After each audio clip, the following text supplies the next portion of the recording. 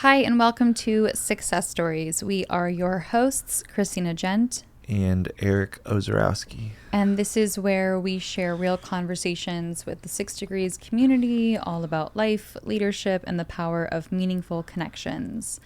Today we have Martina Satka, who just wants to suck the marrow out of life, which I love. She's a people person, which makes her perfect for her role as a relationship manager at Enterprise Bank and Trust.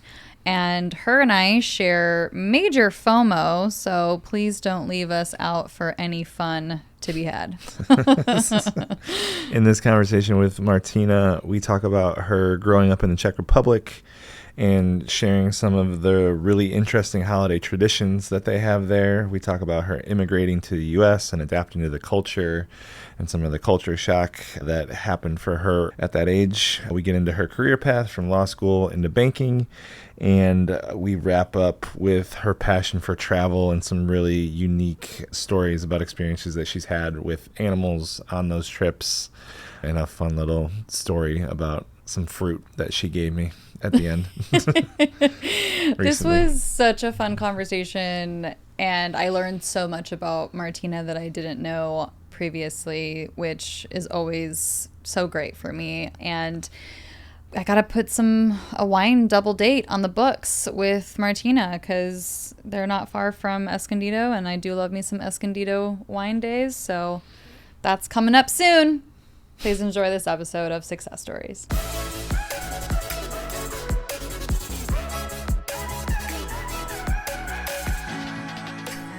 What's a good check-in? Let's get grounded. Sure. I love that you have your shoes off, and I love that you're in a comfy position. My shoes are brand new and clean. That's the only reason I have them on the furniture. You're good. You know what? I literally think my mom just bought me that exact pair, except white, and then like the stripes are silver. But like even the shape of it and what I'm seeing from your shoe, I'm pretty sure she just came home with the exact same thing yesterday. Oh, I'm taking my daughter to Europe this summer for her grad trip. So she has never been, and I needed really comfortable walking shoes because I tore my, metatarsal thing or whatever it is on my foot. Okay. And anything nowadays takes forever to heal. So, and that is a particularly painful injury. So yeah, they're cute and they're comfortable. I love it. So shoes are always the thing. So usually we'll start these the same way we do with the groups. So just to be here, be present, be grounded with a check-in. For today, what's something positive that has happened this week for each of us? You go first. One positive thing. I have mine already because Christina's ready to go. I was like bouncing in my seat over here.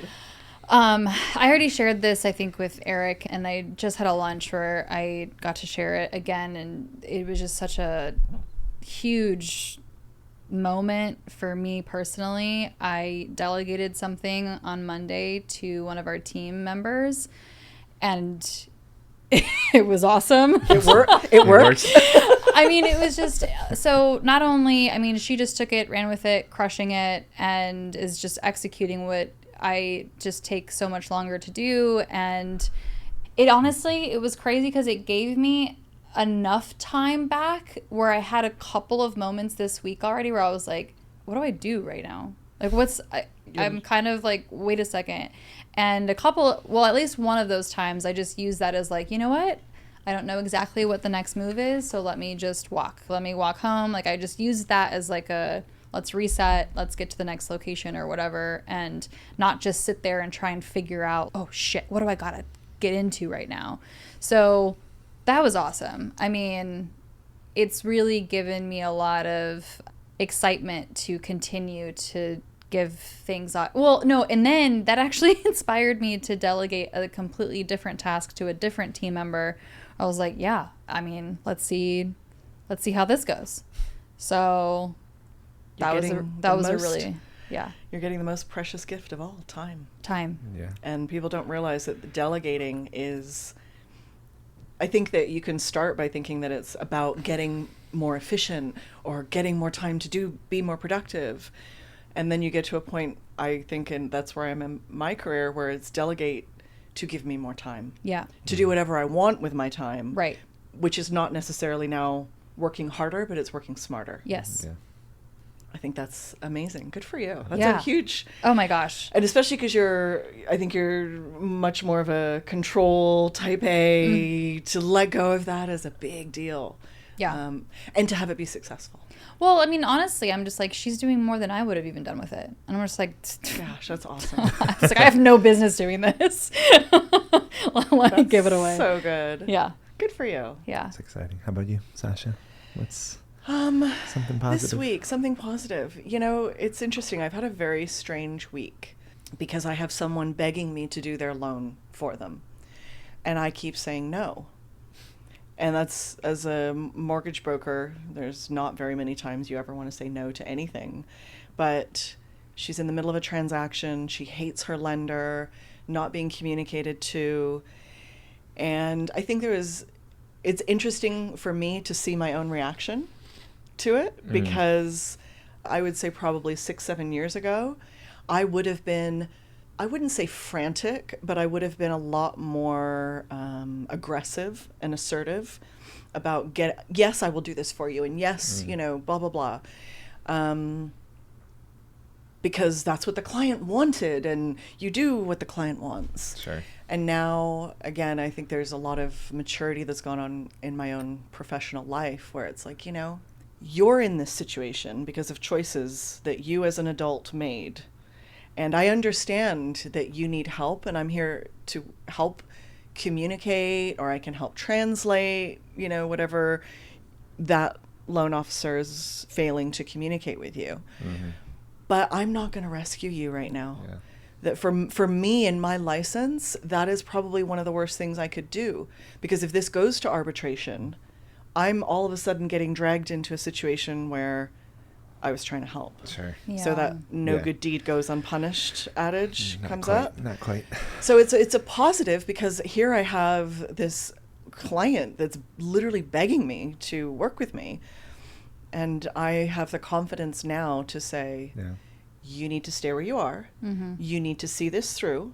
It's not my fault, and it's not the other lender's fault that you're now in this situation because you didn't read documents properly. Right. And that's kind of a hard thing to do to someone, but it's also kind of the right thing to do. It's kind, not nice, right? Mm-hmm. It's kind, not nice. Right. Yes. And that is really one of those growing up moments, I think, in your career. There's so much power in saying no. Mm-hmm. And not just no but like, and then firmly saying no. Yes. Learning, standing on the no. Yes. Right? Like that's a different thing than just saying no. It's easy to say no to everything and just kind of go, no, like, yes. Right? I have people just baffled at why are you saying no? Do it. It's like, yeah, well, there's reasons. I don't need to justify them to anybody but myself. Yeah. Exactly. Good for you. But yeah, so that's a positive. That's a positive. That's growth. That's self-confidence. That's being at where you're at in your career and acknowledging it and honoring it. And I'm sure there's reasons that you have for it, right? And all of those things, that's positive for sure. And it's about that not chasing the transaction, but chasing the relationship. Yeah. Right. And that's where, again, I've just found my business, the majority, I would say, in my world, treat their business as a transaction. Yeah. And volume. Yeah. Yeah. Well, and we've gone from 500,000 loan officers to 100,000 in the last 3 or 4 years. Wow. And I see why. And meanwhile, my business is growing, and I was like, wow, this is the coolest thing that I can, because, you know, I hear about it. I hear all the war stories. I'm kind of the newbie, shall we say, for all the older brokers that I worked with in the beginning of my career. And I'm outpacing them and outproducing. Yeah, and such a testament, probably just the relationship part of it, right? And I'm not doing any advertising. Yeah. I nobody knows what company I'm really with now. Yeah. You know, it's very unusual. It's kind of cool. It's a little surreal. It's the future, I think, of a lot of service-based businesses. Mm-hmm. For me, I spent a lot of time this week in one-on-one, sitting down with people, both new, current members, people I know that aren't part of 6 Degrees, and that's one of my favorite things. And the nature of the way that our dynamic has kind of unfolded, I haven't been able to do that as much as I would like to. So the positive, just the reminder of like, oh, like this is, I'm good at this. This part doesn't feel like work. Mm-hmm. So I need to figure out how to have this be more integrated in my day-to-day somehow. Need to figure out how to delegate more? Is that what you're saying? Probably. But it's so hard, because it's just that it's your baby. Yeah. It's your... That's been the hard. So I've had teams, I've been able to build systems, delegate. When it wasn't the thing that I created, it was a lot easier. Of course. Right. And it's like, duh. Right. And it's been really interesting because Christina has actually been able to, as much as like, yes, type A, control, get shit done. I'm like watching her just go, oh, like I just delegated. I'm like, oh, I need to, yeah, good. Wow. Well, I'm like in awe. I'm like, how did you do that? How did your brain not go into all of these steps? And part of it for me is I get into this habit of feeling like I'm not setting the person up for success sometimes. So I feel like I need to do more work up front before I delegate it. And that's where you've just been like, no, here. And we're gonna go, and then I'm gonna course correct along the way. Right. Yeah. Are you expecting perfection? Is that why? I think for me, like, it's my baby. I have like an idea. There's certain systems that I've built. I'm like, I know they make sense for me, but if I just hand it to you, it's like, does this actually even make sense? And when I've done versions of that, it like doesn't. Like parts of it do. You're like, I thought I was a genius. It's made me. I was like, oh, my brain is really smart. Like,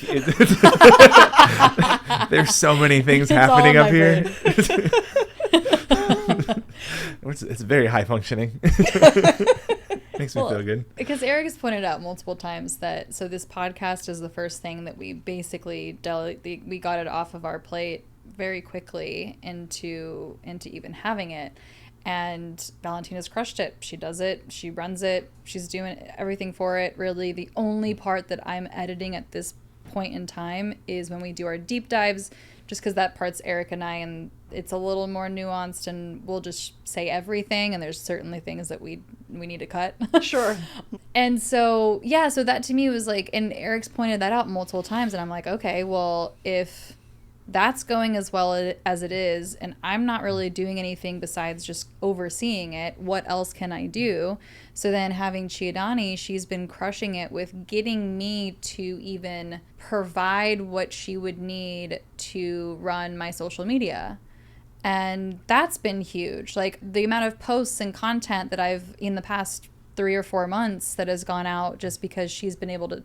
So just multiple things like that have come up, and I'm like, yeah, dude, I mean, if I can continue to give them a shot, and there's already been some learning curves, and it's like, yeah, I made that mistake too, so bravo, you already made it, and we can move on. Yeah. Right? And giving people that room to grow. Yeah. I think there's a difference between delegating to someone who, it's not just about having the right intention to follow through with your instructions, but owning what they're doing, recognizing that they're trying to see your vision versus their own vision, but at that same time that they have their own they're going to put their own little personality, which is what you really want in a team member, right? Because you don't want robots. I don't want you to just read the script, right? Like, yes. So it's a lot of like, but giving them that little bit of leash, also defining excellence, creating scaffolding and support, and then following up on what gets followed through on all of those things. There was, with what Christina said, it was so much like the podcast. It's the one thing that I'm like not involved in, and it's probably the most consistent, most systematized, most successful thing that we've done. Okay. And it was just, for me, I was like, oh, Eric needs to be out of a lot more things. And I'm working on it. And part of it was like, I set up everything so that it could do that. Yeah. Right. Like, and needs to be my role, not actually executing some of it. So it's fun. I know this came up in a group of delegation, and like the evolution for you. Because obviously in the loan officer world, you have people that are actually doing the doing. Yeah. So, right? You're executing behind the scenes. There's a name. What's the name? I'm blanking on the name. So a processor generally. So loan officer assistant, a processor.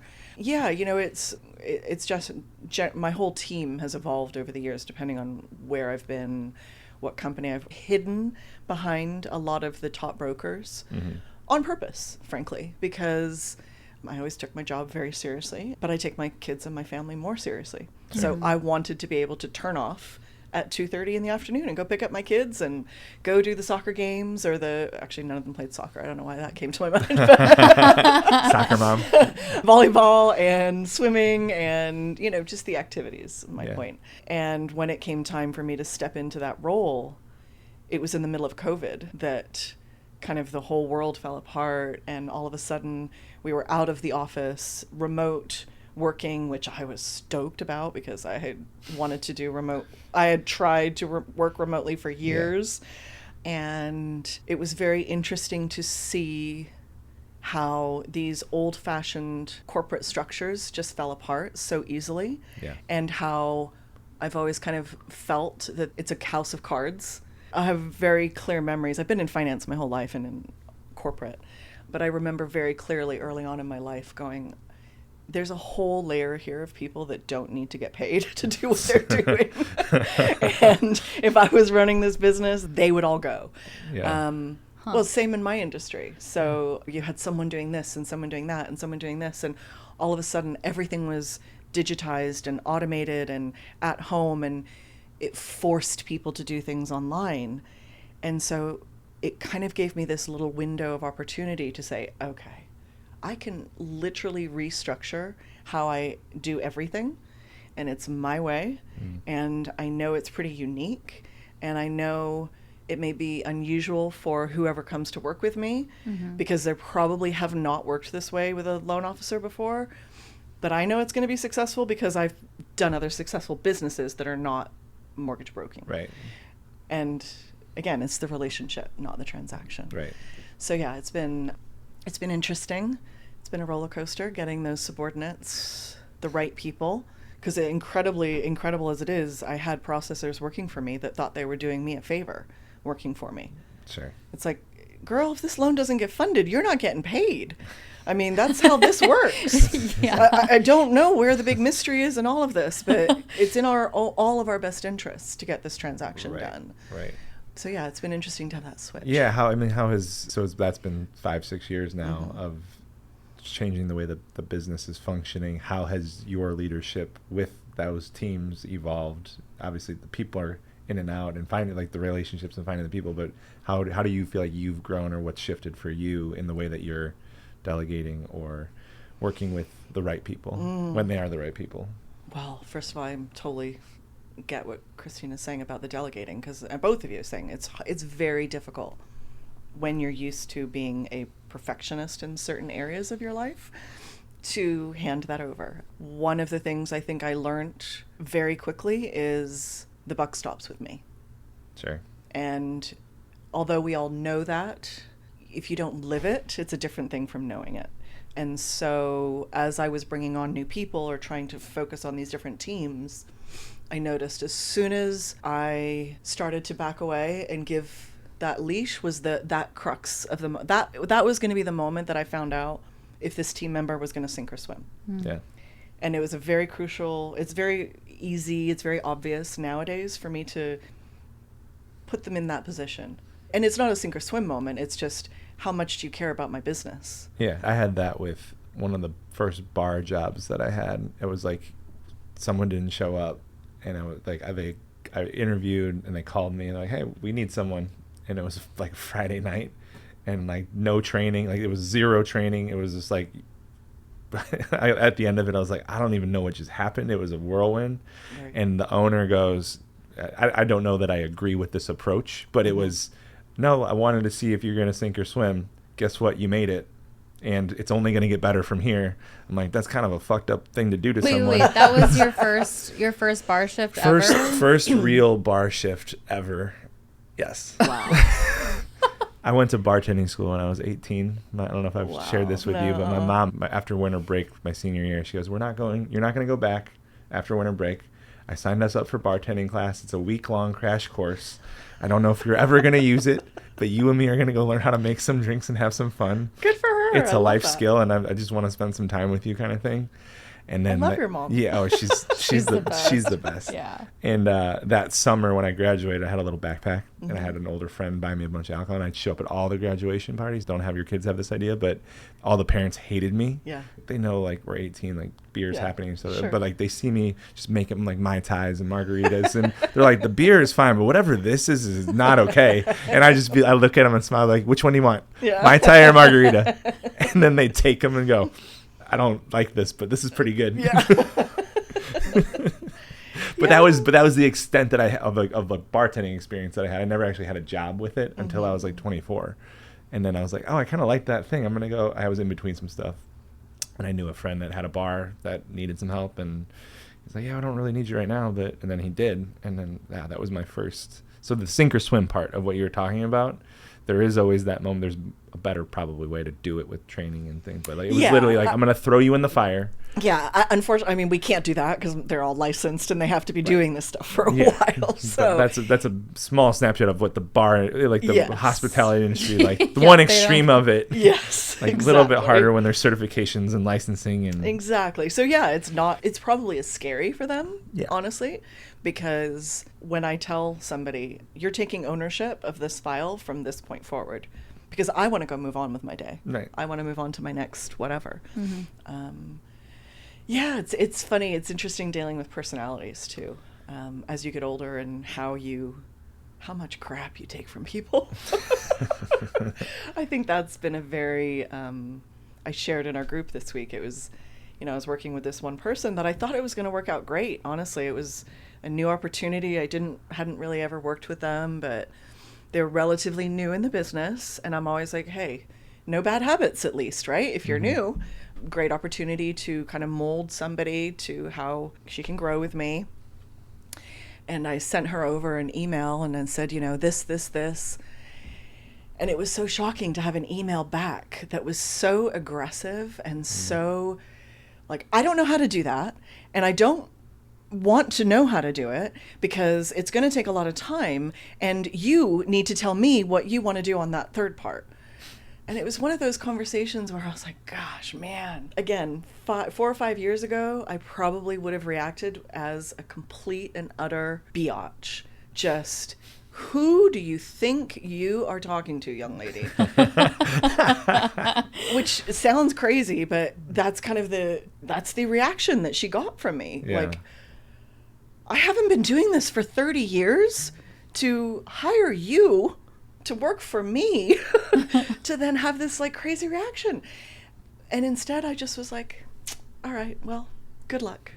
I'm moving on. I'll send it to somebody else. Yeah. Which is the power that I have now, which I hadn't had in my career before. So I would have had to suck it up, right? She could be the diva. I was never allowed to be. Sure. And that was a very diminutive position to feel. Already in a male-dominated career, a male-dominated industry, finance in general. It was just, it's just been interesting. And this was, again, the first time that I just kind of walked away. Didn't really react, didn't make a big fuss about it. I mean, people talk about firing fast, and this isn't going to work. And that's okay. Yeah. And the other, I was talking about this with someone recently, good friend of mine, kind of a mentor, but it was like, I'm having trouble, like there's certain, it's a part of it is like, what's my role in this? And if it's someone brand new, we were talking about, he's like, I used to have people on my team that I could say A, B, C, and D, and they'd finish the alphabet. And then there's some people I have to go all the way to Q or Z, like Y, and then and then can I adjust the learning curve over time? But some people just get it. And if I can have more people that just get it, otherwise I need to have more patience and understand, kind of like you have kids. I can't treat all my kids the same way. They're all different people. Right. And now it becomes a leadership style thing. Yeah. Right. And my habit has been like, well, I'm just going to give you Z. I'm just going to skip to Z. Here's the end result. Like we don't have it built, so go build it. And then that doesn't always work. Yeah. So it's with this project, with this person, what's the relationship? What's the dynamic? And then then it becomes trusting that they're going to do their best and then tracking it. Well, and trust, the key word is trust, because I don't care if you make a mistake. We are human. We're all going to make mistakes. I'll care if you make the same mistake, multiple 3 and beyond times. Yeah. But it comes down to so much more about attitude nowadays. Yeah. Do you want to work? I'm not asking you to be my personal slave. I'm just asking you to do a job that you voluntarily wanted to do for money. So, the hand was raised for this thing. Yeah. Right. Yeah. And even just, I don't know that this is not inherently wrong, but what we try to do even with our team is like, we don't have team members that work for us. They work with us. Exactly. And it's a really, like, I want people that understand that. I don't want to be the boss. Right. I want to be equals. I want to be peers. I want to be Right. humans that Yes. are collectively all on the same team trying to go the same way. Yes. And if if there's going to be friction, if I have to be like, well, I'm the person telling you what to do, it's like, yeah, that's not going to work. Absolutely. I want you to enjoy what you're doing. And I want to see people be successful. Like you're saying, you know, your people you're delegating to. I love when my team members come up to me like, oh my gosh, I figured this out and I didn't even tell you about it. I'm telling you about it now Yeah. because that's my whole thing. Don't come to me with a problem if you have not already started on a solution. Yeah. You may not have figured out that solution. You may need my help to, oh boy, but you've at least considered some kind of solution. Yeah. You've been intentional about, okay, first of all, you've owned up if if it's a mistake you've made or something you've missed. But here's what I'm thinking. Is this going to work? But you know what I'm saying? Yeah. Not just this blatant, like, complete wall up. I don't have time to be a demolisher of anything anymore. It's interesting when you say that, because 100% I want that from somebody, and with them to do it with confidence and because they want to try something and they just want to try and figure it out. And I think I honestly used to do that, but it was actually more out of fear and shame, right? It was more of like, there's a problem, and it's probably something that, like, I think it's a problem because of something I did or didn't do, and I need to try and fix it before I get caught or something, right? Yeah. That was, I think, when I was working for other people, and clearly more managers versus leaders, because that's how I felt. Oh yeah, it's a fear-based, like, if someone finds out about this, I'm gonna lose my job, Yeah. or they're gonna X, Y, and Yeah. Z, or whatever the punishment, right? Yeah. And it becomes a fear-based. I gotta fix it, I gotta fix it. I'm gonna. so they don't know. Versus, hey, I messed up, Oh, and and owning it, and Right. I own the mistake, and we've had this with our team. I've told people, it's like, sometimes I'm not gonna tell you exactly what it is. Don't even ask. Just go make the mistake. Yeah, absolutely. That's how Go grow. That's how you're gonna learn. That's how we're all gonna learn. Yeah. From that. Yeah, it's interesting. It's interesting. Yeah. So just for us, like, to be leaders who make sure that we create a space where when someone does raise their hand and say, like, I messed up or I need help, there's no shame behind it. There's no, right? It's like, oh yeah, no, that's what we're here for. That's what I want to be here for. I don't think there's probably maybe one person I ever worked for that I got to that point with, or at least close. But anyone else that I worked for, like, absolutely not. It's like, And this is where the buck stops with me. Yeah. In addition to that, because hopefully if they have a question or they have a mistake, or something's going sideways on a file, they're going to come to me potentially thinking of a solution. But on the other side of that, I better have known about that or have a solution myself. That's part of my role for them. And that's what I think is really important. Because in my job, like, if they mess up, I pay. Right. It's as simple as that. I figuratively and literally pay. So my commission gets dropped if they don't. I mean, it's happened where a fee doesn't get disclosed. Sure. Well, there's $800 off of my commission for Sure. that thing. right. I've had processors that are like, I'll pay for it. I'm like, no, it doesn't matter. But it was my mistake. It doesn't matter if it was your mistake. The buck stops with me. I pay for it no matter what. You never have to worry about that. Right. You can make, again, if you're going to cost me $800 on every file, then we're going to have a discussion about Right. that. Now, maybe this isn't the right. couple of these we're going to talk. But again, like, they know. Yeah. I want to take that fear from them. I want to take that shame, because then you don't have people that are wanting to be assertive and, what's the other word? Initiative. Yeah, taking initiative, Taking the initiative. confidence. Yes. To do something, Yeah. figure it out on your own. Like I said, this processor, all she had to do, she didn't know what the loan was. All she had to do literally was Google it, because it was a VA interest rate reduction loan, which is like one of the easiest, stupidest, quickest loans that you can ever do, because it's for a VA, for a veteran, and there's zero documentation needed for it. Sure. So she missed out on probably the quickest paycheck she'll ever have in her life. But more than that, she missed out with working with me ever again. Yeah. And that's where it's like, that's kind of, I feel like it's a little harsh nowadays, but Yeah. I'm okay with that. But that's a lesson that I learned at that one time, hopefully, right? It's like, oh, that was the easiest, and I missed out on that. And that's how I learned the lesson, though. And so for that person, hopefully, maybe. Obviously, there's a couple of lessons I've learned multiple times, but we all do in my life. We all do. Depending on what that lesson is, I keep going. The universe keeps bringing it back to you until you dang well get the message. So. Yep, that's real. Yep. I feel like that sometimes in this business, with 6 degrees. Oh, for sure. So you talked about what you're doing now. Part of what we love to uncover is the story behind who you are, and I know you said you don't want to talk about you.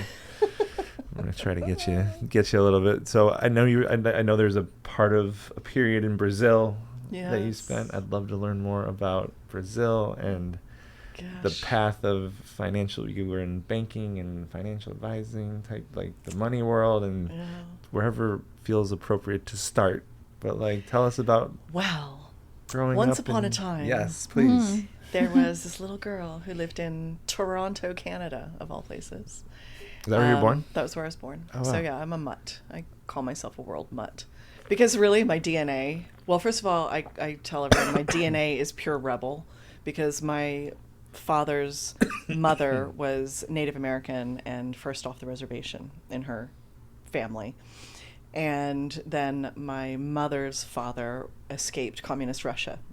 So literally both sides of my DNA are pure rebellion. So pretty much as a kid, that was my MO. You told me to go left, I'd go right. Sure. You said go up, I'd go down. I probably looked like the biggest tomboy until I was about 10 years old. I had the shortest hair. Well, my name was Sasha, too, so no one really knew if I was a girl or a boy. Sure. I had short hair with a rat's tail, because that was, the trend in the 80s. So, yeah, we left. But my dad's family was from England. My mom was from England. So we moved to the UK when I was 10. Brothers and sisters? I have a younger brother. Brother. Okay. And it was awful. I hated it. I hated my parents for taking us away. I was teased relentlessly for years with Yank accent. I was like, I'm not even American. They're calling me Yank. But I'm Canadian. Yes. But yeah, it was very interesting that we moved to a part of England that was very, very posh and very horrible to outsiders. And so we were big bad Americans in the 80s, and oh boy, I just had no mercy. So we moved around, from one side of London to the other, and finally lost my accent and was full on British. And which I tried to lose that accent. I tried to lose my Canadian accent as fast as I could, so that no one would know, who I was. Yeah, chameleon. And then I come here to university then I high school. Then I went to school in Switzerland, to boarding school, and then came here for college to USD. Met my husband summer of sophomore year. But it was kind of crazy times. San Diego then. Well, our freshman year was the very first MTV Summer in Mission Beach. At Belmont Park. Ooh. So I was there in my navy blue Jeep Wrangler with all my girls hanging off the Jeep. I had like 12 people in my car. We lived in Mission Beach, and it was heaven. That's amazing. I thought I was in Baywatch all the time, and coming from Europe, like that's all I saw of America Yeah. was Baywatch. Sure. So I'm like, I'm 90210. living in Baywatch. Yeah. And 90210, yeah. And yeah, just was really loving life, and met my husband summer of sophomore year. He's from Brazil. What made you pick? You said SDSU. USD. USD. What made you pick USD? Well, back then it was brochures that you looked at. It wasn't, internet or anything like that. Yeah. And I got accepted to a bunch of places. Georgetown and University of Toronto, UCSD and USD. Okay. And I looked at my parents were coming to San Diego anyway. I'd been in boarding school, so I knew what being a plane ride away from your family meant. So I came to San Diego and thought, I'll see. Yeah. UCSD had 30,000 people. That was bigger than the town I lived in outside of London. Sure. So that was unimaginable to me, to be in a school bigger, literally twice the size of my town. So that's why USD. Okay. And also the pictures were much prettier from USD on the brochure. And it was tiny, and that was perfect. And then I get here, and I was like, yes, I chose the country club on the hill. Good job, Sasha. Well done. Good choice. Country club on the hill. Yes. That's a good description. It really is. But it was small then, so Yeah. it was I loved it. We had a great time. I do remember, so I met my brother-in-law the very first or second day of college because we were at an international students meeting. And that's where you go when you don't know what the hell you're doing. So you get there and you're just, this big school. No, it's extremely different to Europe and anywhere else in the world. And I remember him sitting next to me, and I was just, kind of like, oh, who is this crazy Brazilian dude? And, I would see, my brother-in-law's a big surfer. So he's always in surf trunks, reef flip-flops, and some kind of surf t-shirt. Sure. But to a British girl who had gone to boarding school, I literally one day in the little tram that takes us around, turned around and said to him, you do know that your parents pay a lot of money for you to go to school, and you go to school in flip-flops? And my brother-in-law just looked at me and was like, oh my God, you're such a snob. Like, you're not from here, are you? Yeah. And here I am in my little plaid skirt, my French ballet flats, my little sweater over my shoulder. By the end of month 1, that was done. And I was fully Californianized, and I was running to my 8 o'clock class in my rolled over boxer shorts, oversized sweatshirt, and Uggs. Yep. Yeah. But I definitely underwent a... what is it called when a butterfly does their metamorphosis? Yes. So it was funny because I knew my brother-in-law from day one, and we had very similar, my group of girlfriends are still my group of girlfriends 32 awesome. years later. Wow. And one day my good friend, who's now my sister-in-law, had met my brother-in-law like 2 weeks earlier and said, hey, we're all going to this Brazilian bar, because it was Sunday night. Cafe Sevilla downtown was Brazilian night. Met my husband, and it was love at first sight. Yeah, and I got really lucky. I met my soulmate. Yeah. And so we ended up, that was it. That was summer of sophomore year. So we were together for 4 years, and then the immigration rules changed here. So I was given 30 days to leave the country. Wow. Yeah, so my parents came over on green cards for work. My dad came over on a green card for work, or a work visa, then applied for his green card. So him, my mom, and my brother all got their green cards. But I turned 21 in the middle of the process. And the government didn't care. So they're like, we got a call from our immigration attorney one day. I'd worked at Merrill Lynch as an intern. I was working at Prudential Securities. I'd graduated, a degree in economics. And the attorney called and said, Sasha has 30 days to leave the country. Oh my God. Just you. So me. Everyone else in the family They all was had good. a green card, and you, Wow. That's just wild. me at 22.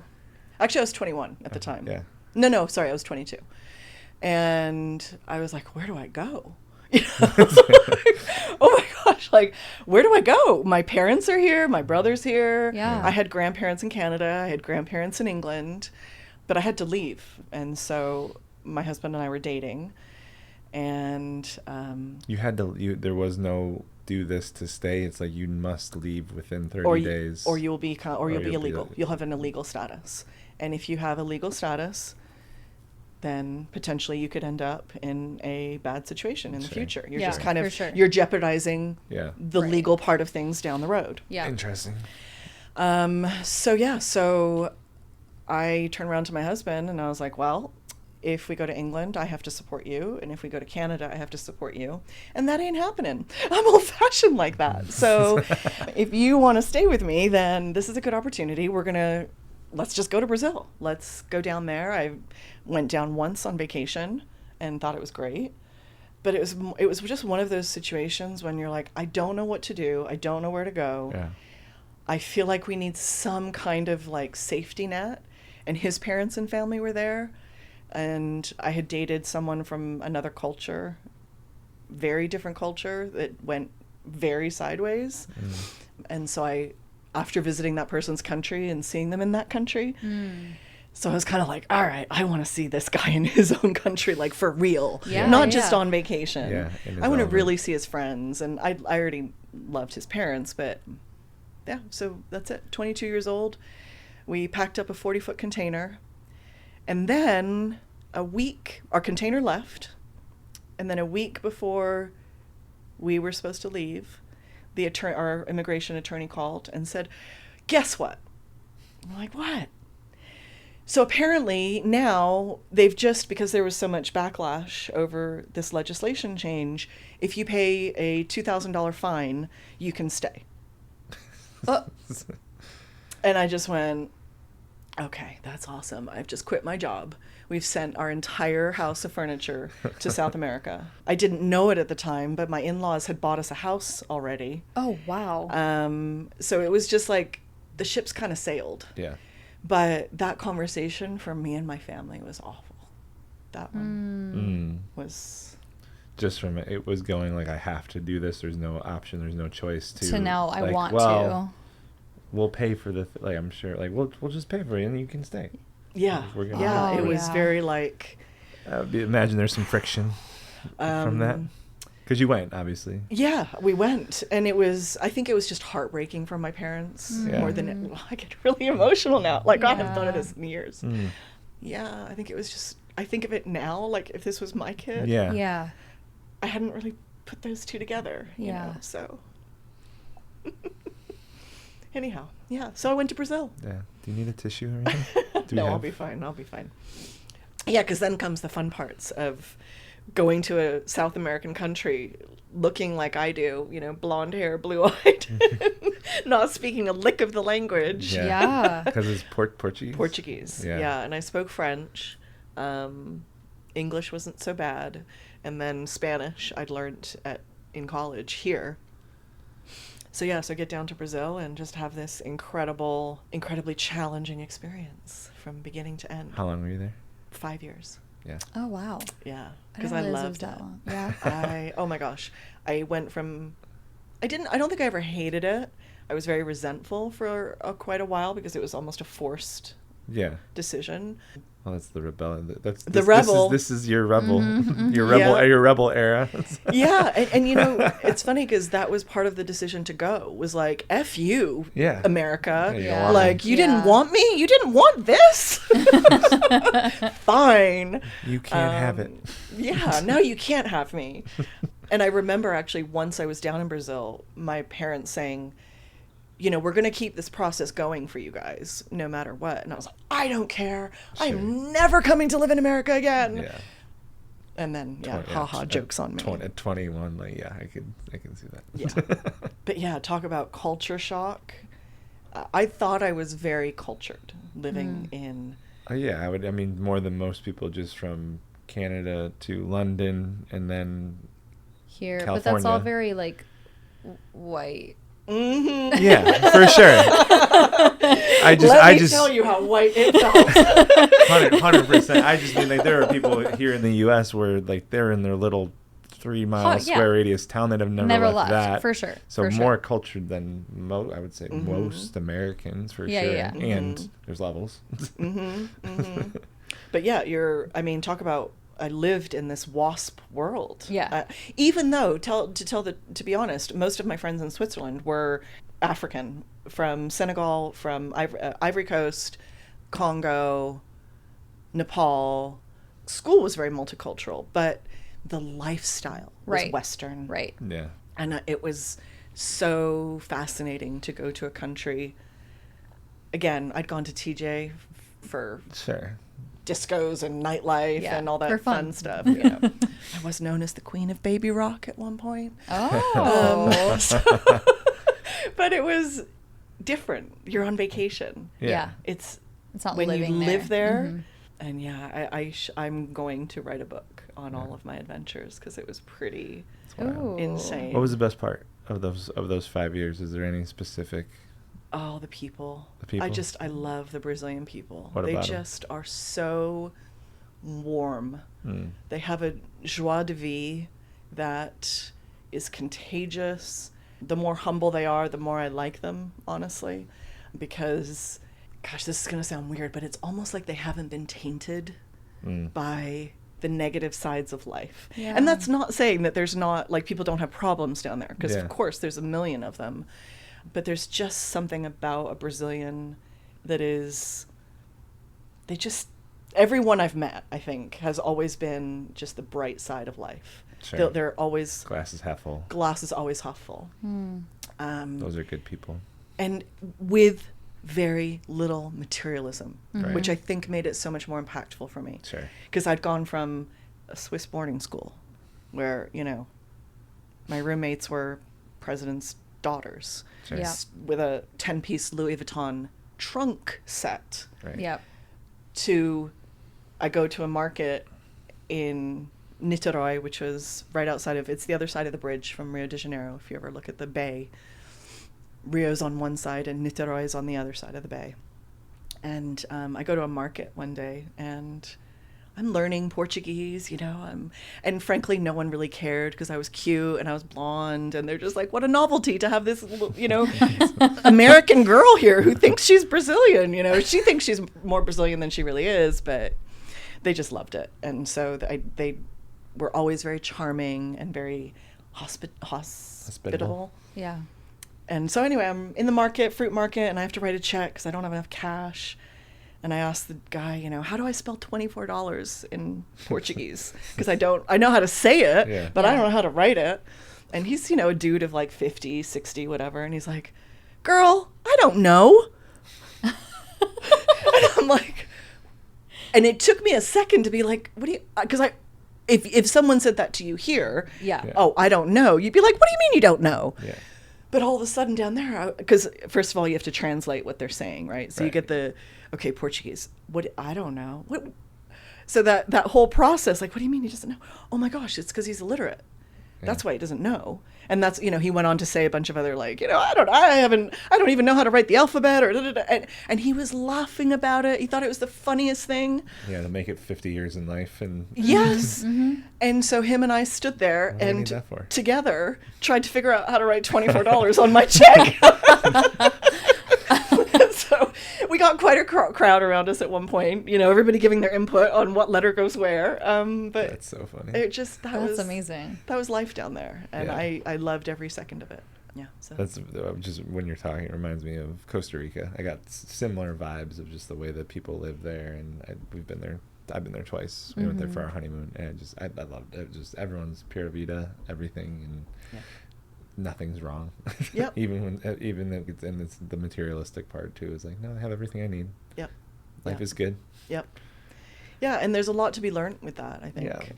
It's sad because also that naivete they've had tremendous advantage taken of them because of it. But it's still there. That joie de vivre is still there, and I still, if they could just calm the country down, I'd be back there in a heartbeat. Really? Oh yeah. yeah. What ultimately made you leave and come back after 5 years? I was held a gunshot with a gun to my head, and then a couple weeks later, machine gun pointed at my pregnant belly. So, yeah, those are two. Yeah, it's time to go. Little innocent incidences that, my husband had always said, he'd always prepared me. Actually, I'll never forget when I got down there. One of the first questions I asked was, in England, it's 999 when you have emergency. In America, it's 911. Yeah. So what is the number we call here in Brazil, in Rio? He's like, yeah, we don't have that. I'm like, what do you mean you don't have that? That's like emergency services. Yeah. He's like, oh yeah, there's cops and there's, ambulance and there's a fire department, but you call the cops for something, they're not really gonna come unless it's serious. And it just, that didn't really compute with me. So it's the why. Honestly, I felt like a toddler a lot of the time for the first 2 years. Why? Yeah, Why? sure. I want to understand the why. Don't just tell me this is the way it is. Why? Right. I'm an adult. I've never seen this before. He's like, no, you take care of it yourself. He's like, the cops earn $50 a month here, Sasha. Why are they going to step in front of a bullet for you? Yeah. Are you worth that to them? No. That's wild. It was shocking. And so that's when I had to learn to use a firearm for the very first time in my life, which was also shocking. But he'd always prepared me. He was always like, it's not a question of if, it's when. Sure. And I'm like, no, you know, Teflon over here. It's never going to happen to me. You know, I'm just big smile on my face and I'll get through anything. That's always been I'm like, I'm going to kill him with kindness. Like, I literally got jumped in Chicago one time. I was like, really? Got punched in the face for it. Yeah, so that's what he was afraid of with Yeah, me. yeah. Getting shot or getting kidnapped, worst of all. Sure. So his biggest thing was, don't open your mouth. You are not allowed to say a word if anything ever happens. Wow. Keep your mouth shut. Don't ever let them think you're a foreigner. Because if they find out you're a foreigner, you'll get kidnapped. Oh my gosh. And you probably won't come back. So it was midday on a busy road, dual carriageway as we call it, like 2 lanes in each direction, noon. And I was driving a Dodge Chrysler minivan, which, you know, you think that's hot stuff down there. Because it really is. And because it's an imported vehicle. Yeah. Of all things, a Dodge flippin' Chrysler Caravan. I felt like a mom when I wasn't one. But I had the windows cracked open because the air conditioning had broken, and it took a while for parts to get down there to get fixed. And there's this little kid at my window on the driver's side. And he's, you know, every street corner, people begging for money. Mm-hmm. Yeah. So this was just another street corner. And he's also speaking in slang. So I spoke Portuguese, but slang is slang where you are. Right. I don't understand it nowadays, even in English. No, so me neither. I'm like, you know, let alone Portuguese. Anyway, he was talking, da-da-da-da. If you don't give me your money, he's going to blow your head off. And I was like, oh, I understood that sentence. And at that point, everything Ricardo had taught me kind of clicked in. Just, you don't move, you keep your mouth shut, and you give them everything. That was the 3 instructions. Don't move, mouth shut, give them everything. Yeah. And so I just went into that mode. Mouth shut. Because I'd been saying like, no, go away, you know. Mouth shut. And then he said didn't move because they don't really want you to ever be able to identify them if they let you live. Sure. And so I just kind of stood there and I was like, who the hell is he? Because he's talking about somebody else. And so the peripheral vision, I just kind of, my eyes go to the right and there's a guy with his arm all the way through the window with a revolver like 2 inches from my temple. And I hadn't even noticed because, of course, the guy's keeping me distracted over here. Right. Meanwhile, this is here. And I turn Right. around, I'm like, oh. So yeah, gave them my purse. That was the whole thing. You give them everything. I just took my bag. I didn't move. And I just gave it to this guy. No. Give it to me. I was like, okay. Giving it over. No. I don't want that. I was like, okay, what do you want? And I just was like, you know, keep my mouth shut. Handed him my wallet. Didn't want my wallet. And at this point, I was like, shit, this is it. I'm getting kidnapped. This is...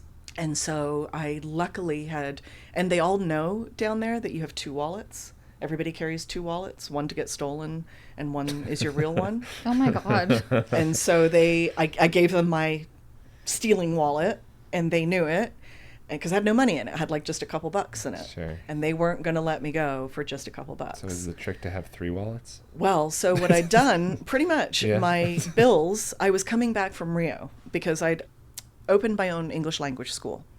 So it was, my own building with levels, beginning kids to adults. Sure. Twice a week, I would go into Rio to teach the top-level executives of all the multinational firms because I had a degree in business and economics, and I could speak very good English. I was a double major for most of my career, most of my school. They were thrilled to all of a sudden get English conversation classes from somebody that could actually help them with their business discussions once they got overseas. And these guys all paid me in cash and they all paid very well. And that was my saving grace because I was on my way back from Rio, had just gotten paid by a bunch of these executive guys and had a bunch of bills in my change purse.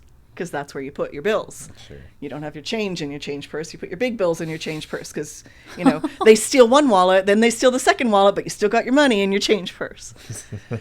So I handed him the roll of bills, and he looked at them, and there was enough. And then, so he took off. The guy took off next to me. There's another guy on that corner in the front right, back right, and back left. So had I moved, had I tried to go away, they would have just... They were surrounded. Yeah, you were surrounded. Surrounded, either dead, kidnapped, like I said. They would have kidnapped me because they'd get ransom and, you know. So, yeah, so that happened. Holy shit. And all of a sudden, my beautiful bubble of Brazil burst. Yeah. And it was devastating. How long were you there after that? Not long, because we got pregnant. We got married down there. I got pregnant with our son down there. And it was when the second incident happened while I was pregnant. And that was another, again, coming back from Rio, I would get these executive buses because they were air conditioned and you could just sit in one place. They didn't make multiple stops and stuff. I really recommend being pregnant in Brazil because they just love you. Like, you are treated like a queen wherever you go. It was unbelievable. Like, it was really crazy to witness, like, just absolutely getting treated like this royalty wherever you went. It was the craziest thing. Yeah. You're just pregnant women are so revered. My sister had this thing so she has 3 kids now, and she was working before she had her kids, but both in between kids she had a sales job, and she's like, I was the best at my job because when I was pregnant, because people would remember me, and anytime I came by, like, so she very much leaned into it. Very smart of her. Very smart. Very smart, because it was so anyhow, I say that because I was on this executive bus, and as pregnant women do, I had to pee really bad almost all the way home. And I said to the guy, the bus driver, I'm like, look, I know you're not supposed to stop, but there is a bus stop right down the street from my in-laws' house. Could you please stop? And it was on the way. Would you mind just stopping for 2 minutes, letting me off? You asked for this one. I asked, yeah. And I was like, could you drop me off there so that I could just go to my in-laws' house and use the restroom? He's like, oh, I'll take you to your in-laws' house with this, like, ginormous, you know, executive bus. I'm like, no, you won't get down there with the streets. Like, they're too narrow. He's like, no, I'll do it. I'm like, gosh, I mean, this is going to become a whole thing. I just need to go pee. So anyway, he let me off, and the bus carried on back to my neighborhood. And when it got to my neighborhood, night before, they had shot and killed a drug lord's lieutenant that lived in the slum behind our gated community. And the slumlord came down, the drug lord basically came down and shut down the whole neighborhood, and everybody had to be in mourning for this lieutenant of the cartel. Oh, wow. And I didn't know this. So they were, like, walking around with machine guns and, you know, black stuff on. Sure. So it was my aunt, my mother-in-law's friend, we call her aunt, you know, came rushing in crying, oh my gosh, you know, this is all happening. And she's like, yeah, no, you're not going back. You can't go back. They won't let you in. So yeah, that was the second incident. And I say I had a machine gun pointed at my belly. It was one of those metaphorical, like, I would have walked into an absolute kinetic situation that I would have had no control over, no idea what was going on. Yeah, not even know you're doing anything wrong. Exactly. And it would have killed me, because basically they shoot to kill. Your life is meaningless down there. That's crazy. Yeah. So those were the two things that the political chaos just fell apart after the president. I lived down there during a time when the best modern president lived, and it was amazing. So yeah, so that's why we had to leave. And that was it. And my husband was like, finally. Because he just... Well, yeah, were you at that point, was it you guys were staying down there because you really liked it before those incidents? Oh, and yeah. It was you, but he went to school here, and it was more of, I would imagine he was itching to get back at some point. He wanted to always live in England, funnily enough. Sorry, because that's funny. everyone has always told us I'm more Brazilian than he is. He's more British than I am. Because when I met him, he didn't drink coffee, he didn't play soccer, and he didn't dance. So his Brazil card was definitely, you know, Yeah, on hold. That's like that's me and Christina doesn't like spicy food as a Mexican. And I'm like, what kind of Mexican are you? Yeah. But yeah, we went to England after that. Oh, okay. He was very excited to leave. He, like I said, he was happy to see me there. I think we were both very grateful that we had that opportunity to really let me experience Brazilian life. Yeah, so cool in your to be in your early 20s and to go do that. And let me tell you, we had a great life down there. Yeah, I would imagine there's some fun. I'm excited for the book. Yeah, I know, same. I heard the horror stories, but I'm excited for the parties. I know, yeah. It was pretty fun. So 20, so it would have been like 26, 27 is when you ended up in England? Yep, I got there when I was 28. Yeah, 27, 28. Yeah. And ran my family's multinational company. That's what we went over there to do, to kind of retire the gentleman that was there, which is my first lesson in people management, actually, and lawsuits when it comes to trying to do the right thing for people and having them not appreciate. This was a 70-plus-year-old guy that had been literally leading the life of Riley, doing whatever he wanted with the company. I mean, my dad had retired years before, honestly, and just give me a paycheck. I really don't care what you do. Sure. And I don't know. I guess he thought he was going to work till he dropped dead or something. I don't know. It was just a natural, retirement kind of thing. And we were trying to be super nice about it and gentle and respectful, wanting a transition time. But it was time, it was absolutely time for him to retire. I mean, I think he was actually 72. And this is a while ago, so it's not like today where it's, people are working past it. It's more common to be 67, 70, 80 still working. And this is England, where they are full-on welfare system, so you just want to retire as soon as you can, because you get your pension, then you get your state pension, and all those other benefits. So what's wrong with this guy? Yeah, that was, it was really very odd. But again, it was good. It was a culture. I thought I knew England because I'd lived there before, and coming back with a husband, pregnant with a baby.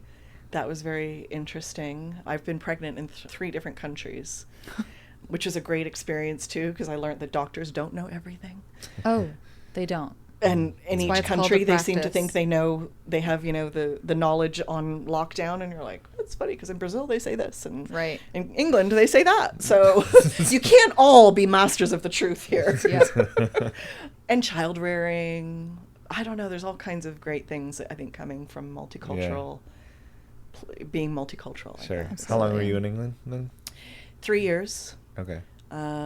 Just over 3 years. And then my husband got a hankering to come back here because things were just rocking and rolling here. And England had just gone through another terror attack, and the economy was frozen. It was just, kind of bad economic conditions. And so what year did you land here? 05. 05, okay. Yeah. So we came here just in time for the crash. Right in time. In 08. Yeah, literally. Which was very ironic, but we bought our house then, so I don't regret it. I mean, as bad as that was, pandemic similarly, as bad as it was, it created a lot of opportunity if you had the means to take advantage of it. Right. Well, and we didn't even have the means. Sure. That was my first, looking back, that was my very first loan officer transaction that I did for myself, because we couldn't afford anything. We were broke kids. Despite my parents having money, they never gave us any. So it was, you're on your own, and my funeral check is going to bounce. So figure it out, kids, And so we had to, that was just the name of the game. And it was very interesting we have to get in the housing market. We've got no money. I found a down payment assistance program through the city of Escondido. We walked into our first house for a $500 refund from escrow for my appraisal fee. Negative $500 out of pocket. We got paid to move into our house. What? Yeah.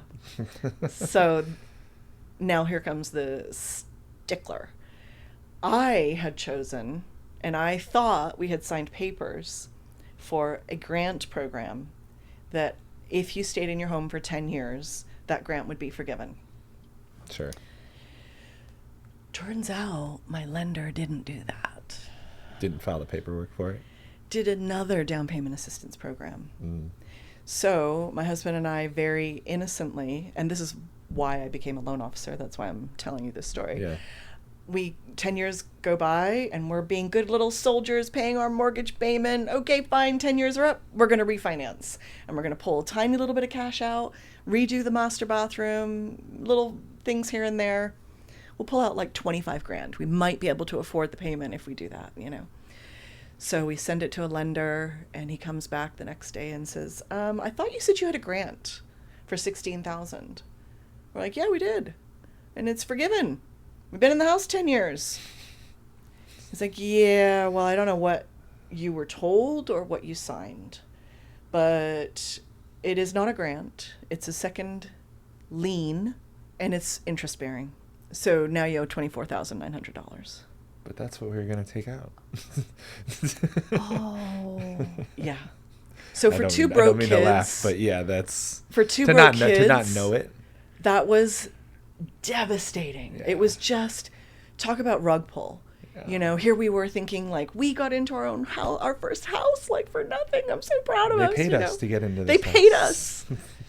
Wow. Yeah. So that was the first, and that was when I was absolutely horrified because I'm like, I have been in finance my entire life, and I got scammed. How does this happen? How is this ethical? Yeah. The worst part, by this time I was working for that lender. No. Oh my God. Yeah, he was one of the big producers that I was working for. Oh, wait, how did that conversation go? It didn't. What could I say? What good would have come from that conversation? Mm. So I was not only thrown in the deep end, I was thrown in the deep end with no guidance, I remember my manager at the time, I'm like, I have no idea what I'm doing. He's like, just do his loans. I'm like, just do his loans? Like, what does that mean? I've been working here for a week. I don't even know how to turn the computer on properly yet. I mean, you want me to do his loans? Like I was floored. He's like, oh, we'll help. But it's just fill it in and just do the best you can. What? And this is 08? This is before, in 09. Okay, so it's like part of the problem with everything that was happening. Yes. Wow. Yes. Of how easy it was for... Oh, no, sorry, this was 18. This was in 2018. 2018. Oh, yes, okay. Because we bought in 08. Yeah. Okay. Or so sorry, 09. 10 years. 10 years, so it was 10 years 2019. Yeah. Oh, wow. 2019. Okay. That's It was shocking. It was shocking. So it was one of those lesson learned, and I was never going to let it, and it was one of those where you just don't ever think it can happen to you. And I was his assistant at that point. Mm. And when this all happened, it was like, okay, I'm going to be a loan officer. I'm going to stop working for you, and I'm going to go out on my own. I'm not ready to do it yet, but, all of a sudden this kind of master plan started forming in my head. Because I had to find a way out. I don't know, I could not work in that environment anymore. I couldn't swallow it one more day. I couldn't, it was tough. That would be so hard to work for someone that kind of fucked me over, even if they don't even see it that way. I was like, well, I don't even think he knows to this day. Yeah, I don't even know that. Right, he doesn't even realize. It's just like the lack of education or the lack of understanding of like what someone is actually like. It might have just been like, this is what will get you what you need, and bait and switch, however it happened is like it was like, no, like I did it good. What do you mean? Well, the bait and switch is the biggest problem in our industry nowadays. And I'm seeing it more and more, but and that's what it really felt like. Yeah. And I think that's why nowadays I really try to put myself in that borrower's shoes. They just don't understand anything. Even if they're financially savvy people, they don't understand this transaction. There's like to have a level of expertise at that, like specific knowledge, it's almost impossible. Like your industry changes so much, and it's so hard to keep up with what's going on. Yeah. And so like I need someone that I can trust, that has experience, that has been around the block, and not just this block but all the blocks. Yeah, exactly. Well, and also that in my world, it's like retail and wholesale. And I was on the retail side of things for Yeah. so many years. And it was so interesting for me to look at these. And I think because I'd run companies before, so I'd run multinationals, I'd run smaller businesses in other countries. So I understood structure and kind of that facade, shall we say, of the corporate world. But it was astonishing to me to see how people buy into the company line. And I think that's shifted in the last few years, particularly, but there was a good chunk of time when people wore the uniform of that company, that corporation that they were working for, and the corporation could do no wrong almost, Sure. you know, and Like it, almost blind loyalty. yes, yes, exactly. And I remember sitting there going, and I think because I started life as a financial advisor, Yeah. which is a fiduciary, right? You're always supposed to do what's best for the client. Right. And I'm sitting there going, you guys are screwing over clients left and right. And you're this line, oh, we're all a big family. Nope, we're all a big family until it comes to money. And then you're out for yourself, and you really don't give a crap about me nor my clients. Yeah. Greed is Greed. And so that's when I lot of switched my greed. license again to, upgrade it. But it was funny because also at that time, I was put in handcuffs, so to speak, because of my license changing at the biggest boom in our industry ever, when I could have probably made triple in a few months what I'd ever made in my entire life. Sure. And got paid minimum wage for it. for doing the right thing. And it's like, it's been really interesting, my career, and talking about it to other people always makes me go, dang, why did I put up with so much crap? But I'm glad I've learned that lesson, because some people don't learn it at all. Like you said earlier, is like I tend to keep getting the same lesson put in front of me until I learn it. The universe doesn't let me get away from it. Mm-hmm. Yes. And some people never do. Some people, they don't want to face it. They don't want to lean into the uncomfortable part of it, and it's easier, it's more comfortable not to, for a lot of people. Yeah. Mm-hmm. Yeah. So that's kind of how we ended up back here. Big old full circle. And Yeah. How many kids? Two. My oldest, he's 23 now. And youngest is soon to be 18. And they're my greatest work.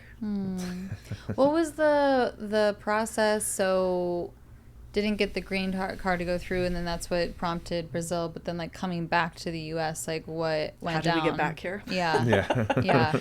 Well, that's another miracle in and of itself. So this time around, we came on a work visa for my husband. Okay. To join his brother's business here. So they wholesale and import stone, granite slabs, just the slabs. They don't fabricate. So Amazon Stones on Miramar Road. There we go. So that was a 3-year visa. Okay. And it could be renewed for another 3 years. So we did that. And then you can apply for a green card during that second 3-year process. Okay. And so we did. And they denied it. And so we were 2 months away from having to leave. Again. All over again. Do the whole Oh thing my over God. again. Do the whole thing all over again. This time with 2 kids in tow. And that process that my mom and dad said, we're going to keep doing because we're just going to do the right thing for you. And I'm like, F you in America. That process, after 19 years, popped up. Surprise! You get to be American. What? Yes. Here's the crazy thing.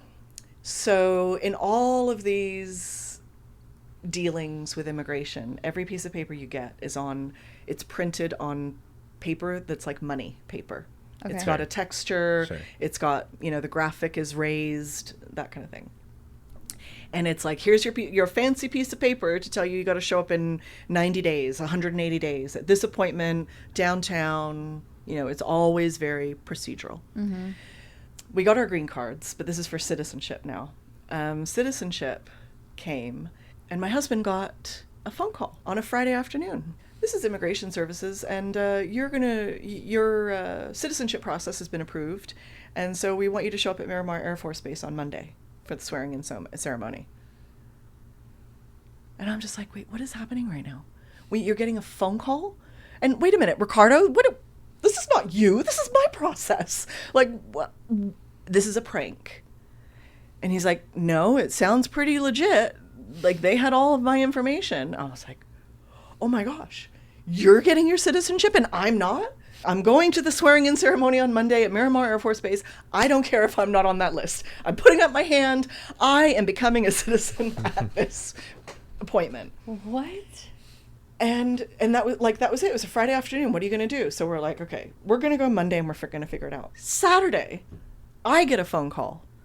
This is Immigration Nationalization Service. We want you to show up at the swearing-in ceremony on Monday. I was like, well, thank God, because I was going anyway. I was going to be there. Already going to be there. You're already on my calendar. Let me tell you something. You were going to swear me in. So I need you to be there on Monday. Totally. That was exactly like my attitude. I was like, lady, let me tell you.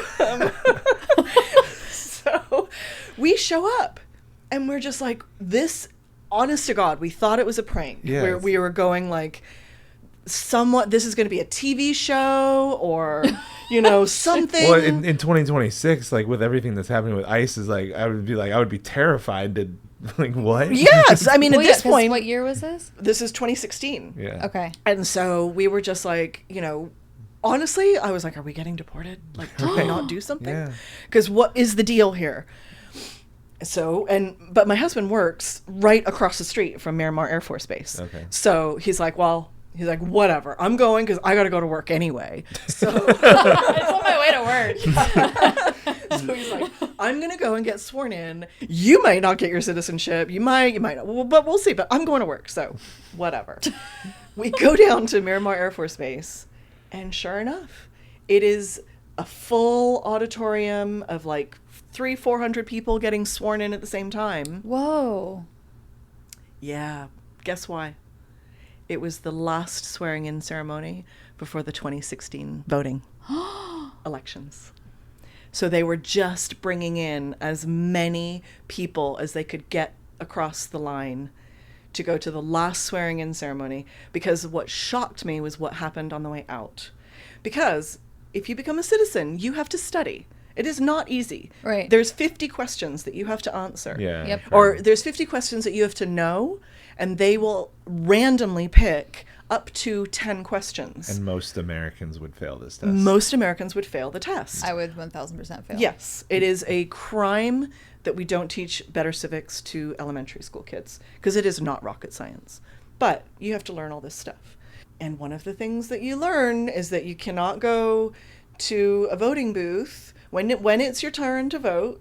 You cannot wear political propaganda. You can't talk to people about, like you can't protest or show signs of support or anything. Like a polling station is like this sacred place, and this is how you go to vote. And so you get taught how to do this stuff because it's different in every country. Sure. As we come out of the swearing-in ceremony, there is a line to register to vote.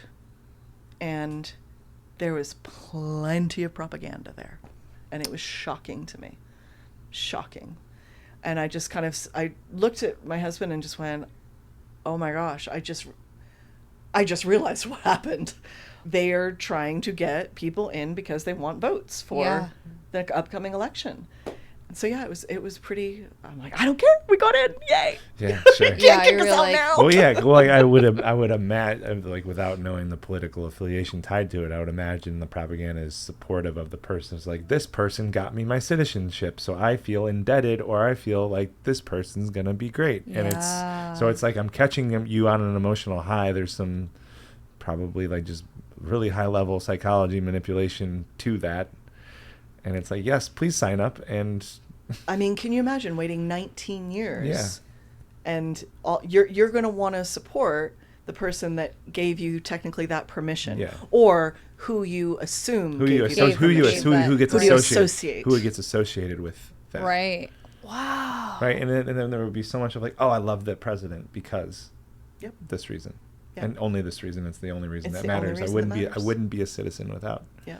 this Yeah. person in my That mind. is That's so wild. It was an eye opener. And the crazy thing is, in Brazil, the corruption is in your face. Shameless. Sure. Absolutely shameless. Yeah. And it was the first thing my husband said. He's like, wow. He's like, they're turning this country into Brazil. He's like, because this is exactly the tactic that they do in Brazil. But it's a little different because in Brazil, it's mandatory. It's law. You have to vote.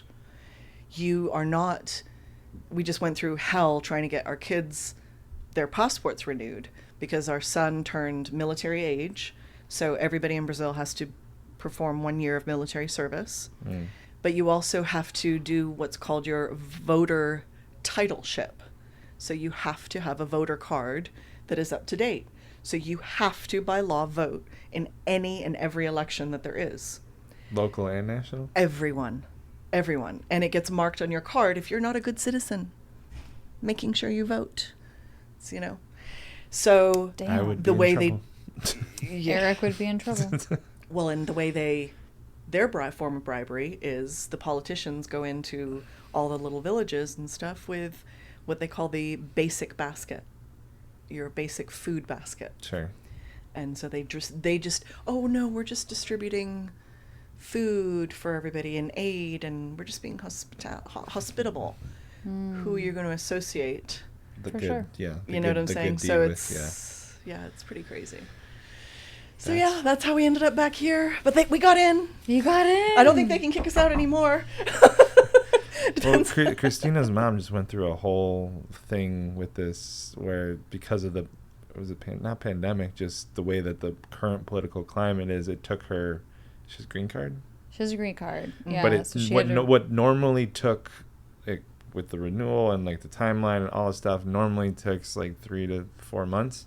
Took her like a year and a half. Yeah, it was a year at least for her to get her residency and it was renewed. a year and a half of her like checking the mailbox every day and be like, did it come? And it finally got to the point where I think she gave up.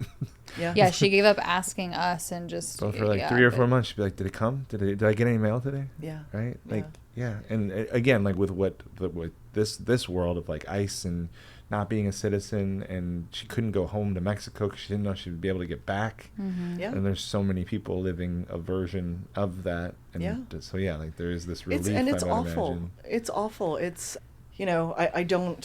I don't even want to get political with people anymore because I feel like it's so polarizing, and so there's not much respect for other people's perspectives anymore. I love learning from people that are not like me because that's when I learn, and it's very sad for me to see people getting blamed now for stuff that our politicians have known for the last 30 years has been wrong. And I don't care what label you are, D or R or whatever it may be. It's wrong, and they've allowed people to become commodity that they just really, it's collateral damage, and it's and it's, there is a legal system. It should work, but for whatever reason. Well, I think, like you said, without going too far down this path, it was just like what you said about Brazil. It's like, it's in your face. Like we're robbing you, but we're robbing you, right? Yeah. Like in America, it's like all of this corruption is behind the scenes, and I can feel it, but it's not as obvious. It's not as, again, like in my face, and so yeah, it's kind of crazy how it's just it's wild. Yeah, well, and people are very, innocent people are become victims. They're in the crosshairs. Now, that being said, it sucks, but you got to follow the law of whatever country you're in. And that's where, for me, it was like, holy crap, I can't believe I'm 2 months away from going through this again. Right. However, go to another country and try and subvert their laws. Because, I got deported from Brazil, by the way. That was actually my point. So as messed up, I kind of lost my train of thought as I was talking about, as corrupt and as messed up as the U.S. is, it's like, this is still like one of the best versions of it. Yes. Which is the scary part. Yes. Right. So I got kicked out of Brazil. I got deported from Brazil so we got married on paper. so that I could stay, because same thing, they have a legal immigration system you have to abide by. And we saw attorneys, immigration attorneys and everything else, and they're like, okay, well, the quickest way for you to get a Brazilian green card is to just go back to the States. Go back to the States, get it, and come, like in a month you'll get it. I was like, sweet, I'll go back to the States for a month, visit my parents, get my green card, and I'll be back in no time. Literally, my attorneys walking me through, because there's a couple parts of the immigration in Brazil, the immigration officer stamping my passport with the biggest smile on his face, mofo. Because I get to here, and I get to the Brazilian consulate in Los Angeles like 3 days later, and I'm like, I just need to renew my green card, you know, visa, blah, blah, blah. She looked at my passport, she's like, they deported you. Oh my God. I'm like, what are you talking about? They deported me. She's like, it's stamped right here. They deported you on this day. Did you just arrive here? I'm like, yeah. Oh, What do you mean? I mean, honest to God, I'm like, I've avoided getting deported from the U.S. and now I get deported from Brazil. Like, don't talk to me about immigration. Because, oh my gosh. So I had to wait here for 2.5 months because I had to go through the deportation process and then go through the green card process to get back to Brazil. Where, by the way, I had a job and a husband and a dog and a house and 2 cats and a life. And, you know, but poor Ricardo was just like, okay, thanks, lawyers. Thanks, attorneys. I'm so glad we paid you guys a bunch of money to do nothing. To get you deported. Yeah. Yeah. So a lot of money to get deported. and I swear, every time I go to Brazil, it's still there. Wow. They look at it and they're like, oh, you again. You're back. Great. But yeah, so it's a mess, and I feel my heart goes out to people, but it's just, it sucks. It's people make laws. If you don't like them, vote for people that change them. That's all I can tell you, because we're all a victim of them in some way, shape, or form. Well, I'm glad that you're here. I'm glad that you made it to the U.S. You've got your citizenship. You're good. Same. You're good to go. I know. What It's a journey. Yeah, and I don't know. I feel like we're I always tell people my husband's probably the most patriotic American there ever was, because, you know, you have to earn it. It just means. I think it's different. There's a lot of, we've had conversations recently about, it's different if I emigrate here or immigrate here. I had learned the difference between emigrate and immigrate. I didn't know that they were different things. But when I immigrate into a country, it's like I earned my place here, and I know what it's like on the other side, and I like it here, and I want to stay, and I want to see this place be great. Yeah. And I moved from Chicago to California, and the people are from here. They're great, and they take the sunshine for granted. Yep. I've known what it's like to not have this all day, every day. That's my equivalent of it. Yeah, it's like, totally true. There's a level of appreciation. If you don't know any better, then sure. Yeah. Right? And most Americans don't know what it's like. Yeah. Mm. And, again, and that's totally understandable, because when, you know, the period of time that we were not supposed to be traveling, because our attorneys like, don't leave, they could just keep you out again, you know, whatever. So we intentionally bought a toy hauler trailer and decided to just go find and go see as many national and state parks as we could with our kids. I would love to do that. And so we did that. That would be fun. Every holiday for years, for like 10 years or longer, was just exploring this country. And frankly, I understood why people don't want to leave. Why they don't travel the world. Because why do you need to? You have desert and mountain and ocean and valley and green and any kind of, you know, geographical variation. In the Midwest, and flat. That's what I mean. Everything. And then flat. If you go to each state, you also have cultural differences. If you pay enough attention, and if you they're don't go... subtle. They're a little bit more subtle than like Europe, but it's there. They're subtle, but then they're not so subtle. If you're not going to a Starbucks on every corner and the McDonald's on every corner, and you're going to the restaurants that are local and the bars. It can be found. It can be found, but most, it's just the way that the American, the big chains have kind of commoditized the culture of. Yeah. I like finding the culture in places. Yeah. Certain places still have more, like I think New Orleans, like there's a vibe to New Orleans, and the South has a thing, right? It's there. It's there. If I look hard it may enough. not be. I was going to say you may not see it. I don't have to look very hard. Yeah. For some reason, there's just I would say very subtleties. Yeah. It's nuances. Yeah. But they scream at me sometimes. And yeah, there's it's interesting. I didn't think there was going to be that much. I think that's why it surprises me. Sure. Yeah. I was just kind of like, well, you're American. Yeah, blanket statement. Yeah. No, there's a lot of differences. Totally. So yeah. Yeah. Well, this was amazing. Yeah, thank you so much for telling your story. This was, gosh. I think, like over the past few years of knowing you, I've heard pieces of it, and so now just to kind of hear everything together from start to finish was really nice. I enjoyed it a lot. Oh, thanks. Yeah. Just me. Just Yeah. my story. Just me. But yeah, it's been cool to sit here with you guys and Yeah. think about these things. I haven't thought about it in a while. So. Thank you for being vulnerable and being you and talking about yourself even. Yeah. Well, yeah, I think as a reinforcement, what's the takeaway that we're each walking away with from this conversation? It's funny. I think things kind of come around in a full circle, whether you see it or not. Yeah.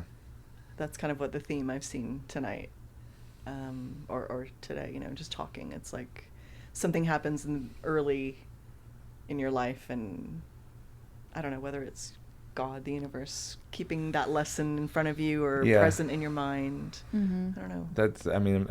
I'm sitting with very similar is like the idea that if I haven't learned the lesson yet, I'm gonna keep playing the level again over and over until I pass the level, pass the test, whatever it is. And even with what you said about having at 22 getting kicked out of, and then being a mom now and having kids that age, and like just the full circleness of that. I was like, I watched you realize that, and I was like, oh, that hit in a different way. Yeah, 100%. And that made me think about like what's the lesson, that the blind spot that I have to a lesson that I haven't learned, and it's probably one I'm not even really. There's certain ones where it's like, oh, I know this one. I played this level before, and I feel like I should have been able to figure it out. And then there's some that's like, oh, like this. I feel like there's others that's like I'm not even aware that I'm playing a level that I keep replaying. That you're playing, yeah. Yeah. I like that. Yeah. I think, and I kind of just already said it, but like, so Eric uses the analogy of if we're all a cube and getting to see different sides of the cube. And I feel like today, maybe there's the side of a cube of you that I've seen before, but there were some missing puzzle pieces on it that I got to kind of fill in today from hearing you talk about your journey, which I really appreciate. So thank you. Good. Thank you guys. This was better than I expected. Easy, right? Much easier, yes. So thanks for that. No stress. We've had a lot of people be like, oh, I didn't, like, this was great. I didn't know it was going to be this, like, right? Like, I thought it was going to be more tense or more like questions, and I don't know what to say. And you're just shooting the shit with us. Awesome. Awesome. Thank you so much. Yeah, thank you guys. This was fun. Yeah.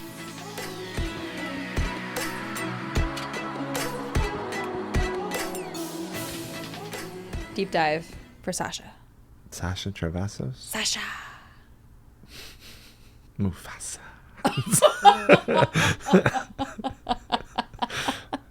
You've referenced The Lion King a couple times lately. Movie.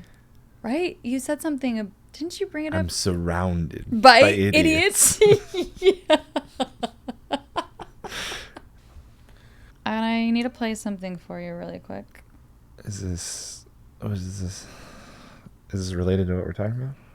Is this for fun? Related to the podcast. Am I ready for what's about to happen? For a while, like through high school, like grade school through high school, and I just think about like the traumatic impact that some of like these kids had on her. And I remember like again, like not really, like it was like I was part of it by laughing, but I didn't stop it. Right. But also like it feeling like this doesn't feel good. Yeah. Right. Like I feel bad for her. Because like that specific incident, like we were in like second grade, right? And I can like picture like the whole, like she was in the back of the room and like got up and like screamed, like it's just like people like made fun of her. Amor. This doesn't even underline all the likes. There's so many likes. Why did I say so many likes?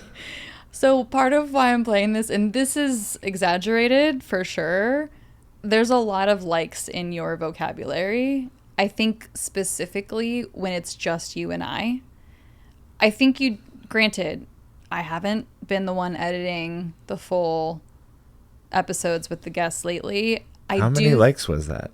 More. It was insane. and I stopped it. That was only about a paragraph. There's so many. I mean, I heard it. I'm not proud of it. So I wanted to play that. This particular piece is pretty exaggerated, and at the same time, I think just as an awareness, because you are not listening to these and you're not editing them or really touching them, and so that was more for me to say, hey, please be aware. You're not doing as good as you think you are. That's a lot of likes. I said like every other word. You did. I just said it right there. I said like. Okay,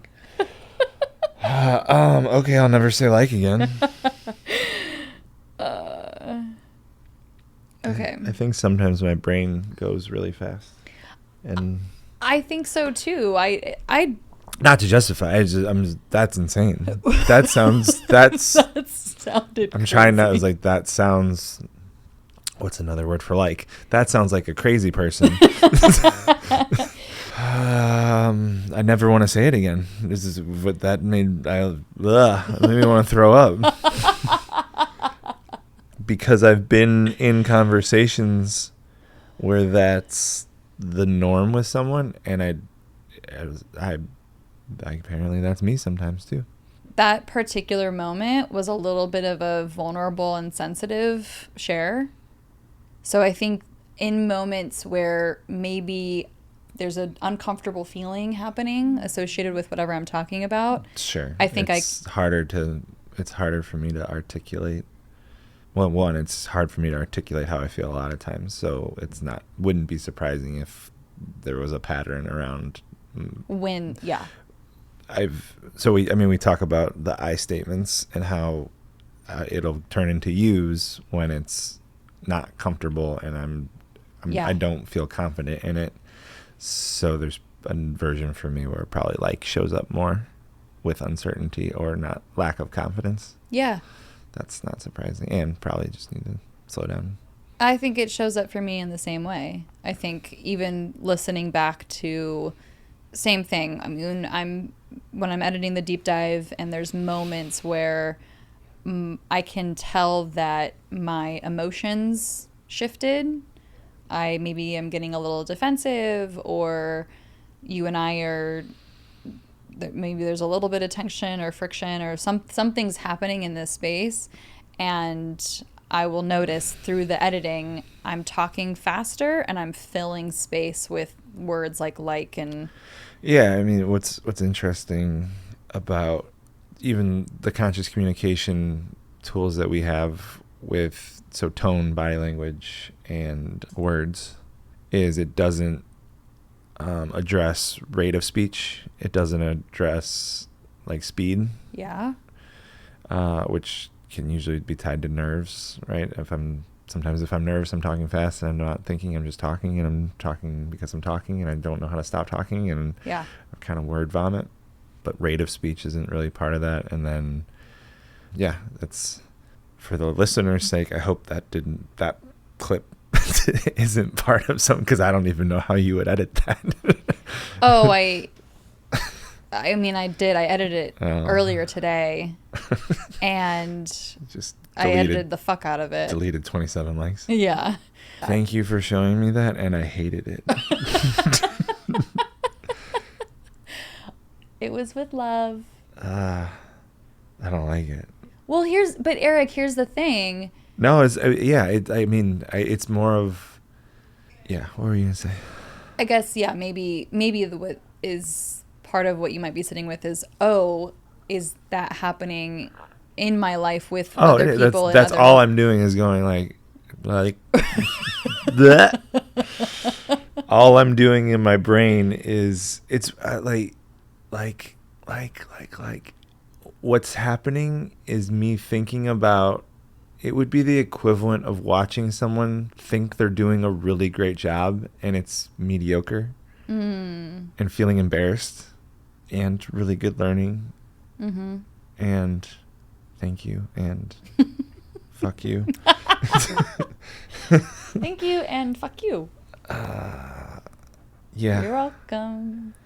I'm very aware that's not all the time. It's not. And yeah, I wasn't. How awake does Eric want to be? Easier in some settings than others.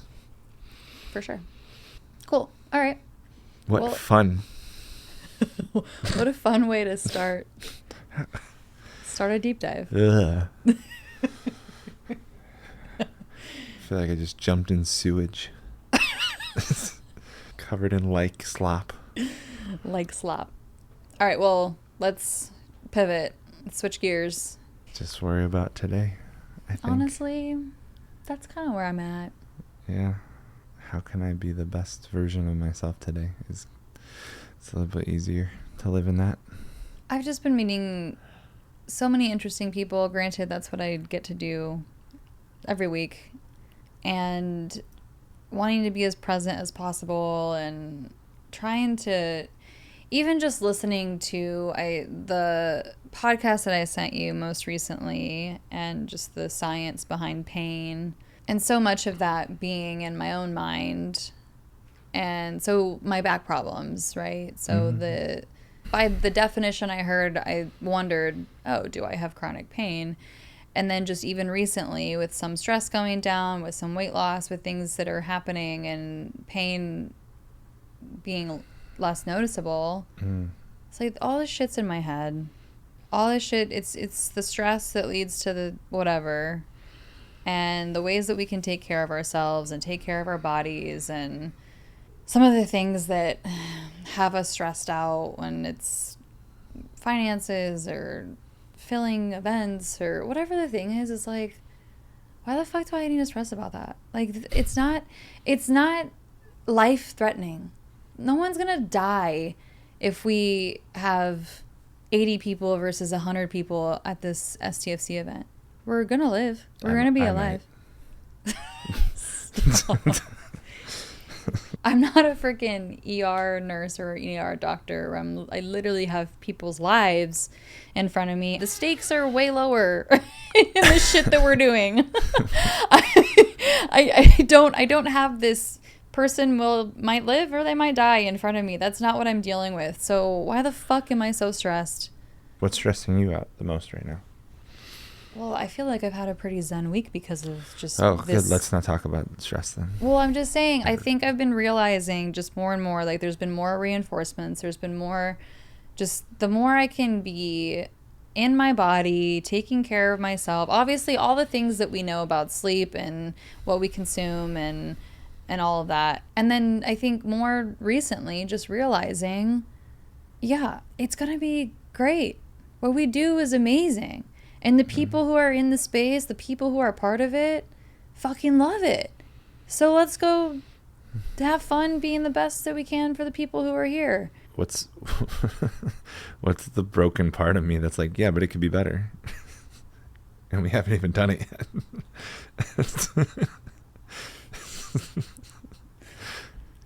I think it starts with where we're at now, and it's, well, already feeling that we haven't reached the ticket sales that we had anticipated at this point in time or whatever, right? There's already milestones where it's, oh, but it could be better. Like, oh, like we could be sold out today and holy shit, right? And so there's always something that could be better. Sure. And if we reverse engineered it, it was like, cool, we had milestones and had some goals, and how were we tracking that along the way, and what was the things that we were doing along the way to make sure that we were hitting the goals, rather than getting to, oh shit, we're less than a month out and here's where we are, we're off track. right? Mm-hmm. What can we influence along the way? What can we do along the way Yeah. as a team? Yeah. Who's doing what by when, right? That's a big conversation for us to make sure that, so what, it's the same, what does on track mean for an event? Mm-hmm. I had a conversation recently. I was talking about some of my challenges with delegating and just some getting the team on the same page with stuff. And the response I got from the other person was, that's so cool. That's so cool that you care so much. And that's so cool that this is what you're trying to improve. And I was like, I don't think that's the last thing that I think about is how cool it is. Why?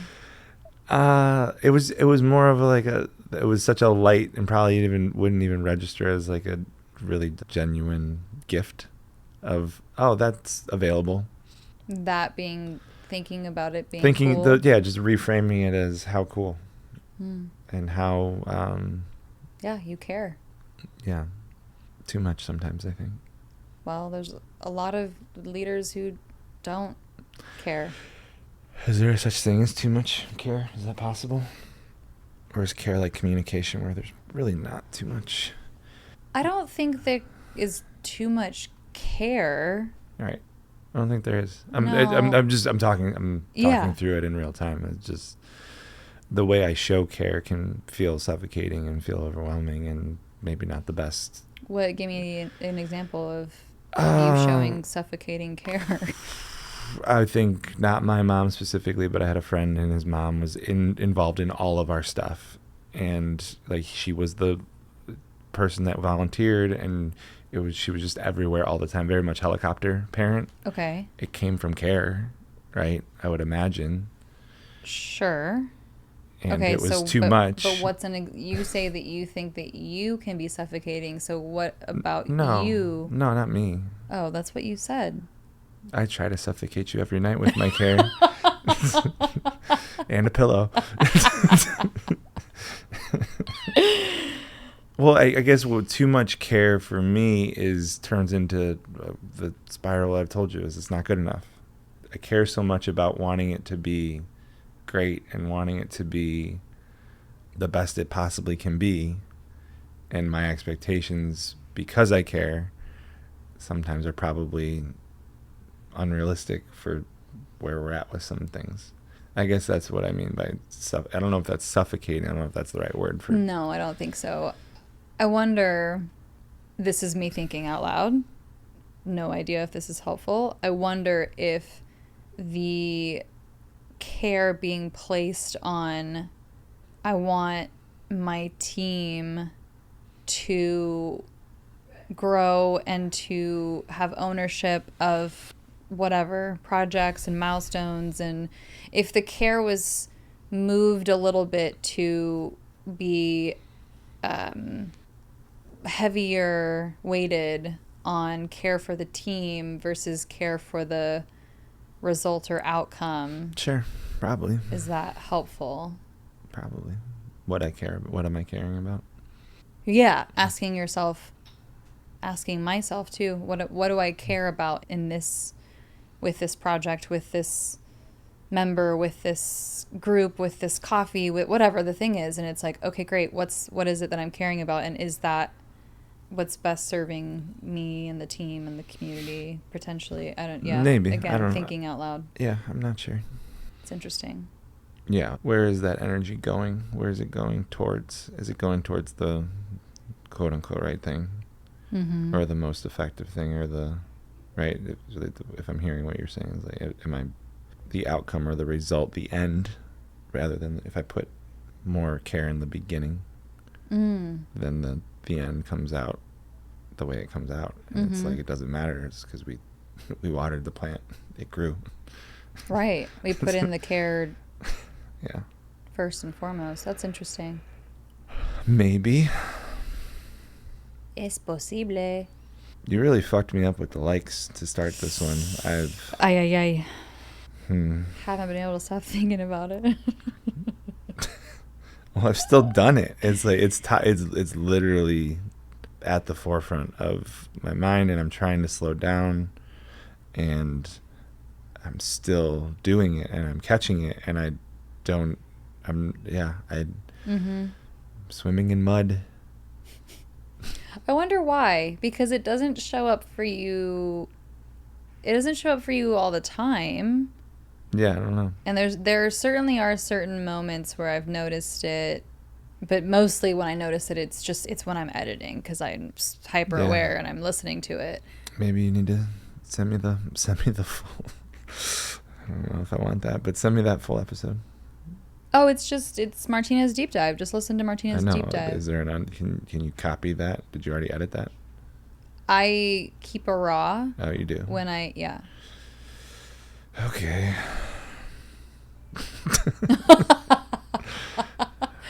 I'll give it. There's your homework. I'll give it a listen. It's actually probably giving it a read. I feel like the transcript is.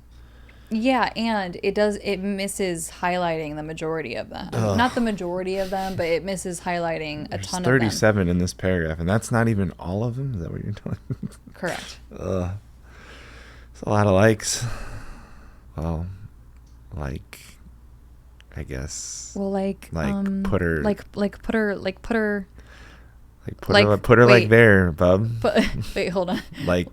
Put her there, bub. That was really hard for me to do. That's basically the way I have. There were several sentences that you played that I heard that version. Ooh. Cringy. Cringe. I hated it. Put her there. Get me out of here.